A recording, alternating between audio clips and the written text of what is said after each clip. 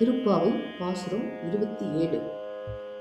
கூடாரை வெல்லும் சீர்கோவிந்தா உந்தன்னை பாடிப்பறை கொண்டு யாம் பெரும் சம்மானம் நாடு புகழும் பரிசினால் நன்றாக சூடகமே தோள்வலையே தோடே செவிப்பூவே பாடகமே என்றனைய பல்கலனும் ஞாமணிவோம் ஆடை உடுப்போம் அதன் பின்னே பாற்சோறு மூடனை பெய்து முழங்கை வழிவார கூடியிருந்து குளிர்ந்தேலோர் எம்பாவாய்.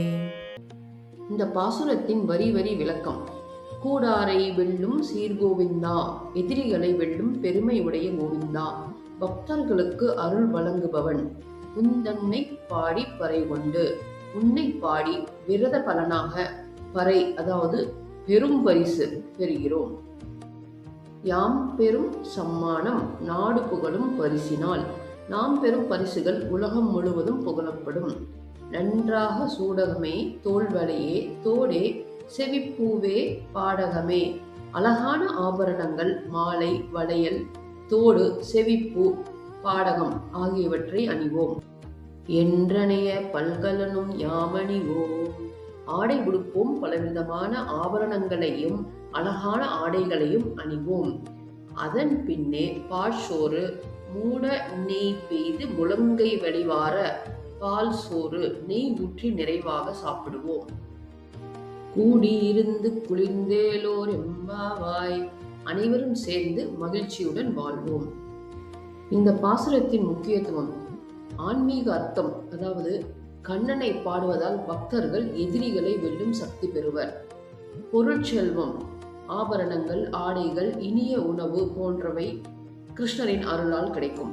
சமூக அர்த்தம் அது என்னவென்றால் அனைவரும் சேர்ந்து கொண்டாடும் மகிழ்ச்சி, பக்தி, ஒற்றுமை விழா இது. இந்த நாளை கூடாரவள்ளி என அழைக்கின்றனர். பெருமாள் கோயில்களில் அக்கார அடிசல் பிரசாதமாக வழங்கப்படும். கூடாரை வெல்லும் என்ற சொற்றொடரிலிருந்து கூடாரவள்ளி என்ற வார்த்தை பிறந்தது. இப்போது பெருமாள் கோயில்களிலும் வைணவர்களின் வீடுகளிலும் கூடாரவள்ளி விழா கொண்டாடப்படும். இன்று அக்கார அடிசல் எனப்படும் உணவு பிரசித்தம். சாப்பாட்டின் மீது நெய் மிதக்கும். சர்க்கரை பொங்கல் போன்ற இந்த உணவின் சுவை அலாதியானது. விரதத்தின் ஆரம்பத்தில் நெய், பால் ஆகியவற்றை துறந்த ஆயர் குல பெண்கள் இப்போது கண்ணனின் தரிசனம் கிடைத்த மகிழ்ச்சியில் இனிப்பான இந்த உணவை சாப்பிடுகிறார்கள். பால் சோறு என்பது பால்கடலை குறிக்கும். கண்ணா, உன் தரிசனம் கிடைத்து விட்டது. நாங்கள் நீ பள்ளி கொள்ளும் பாற்கடலில் இருப்பது போல் உணர்கிறோம். இதுவே நித்திய சுகம். இந்த சுகத்தை எங்களுக்கு நிரந்தரமாக கொடு என வேண்டுகிறார்கள். ஸ்ரீ ஸ்ரீ ஆண்டாள் திருவடிகளே சரணம். ஹரே கிருஷ்ணா.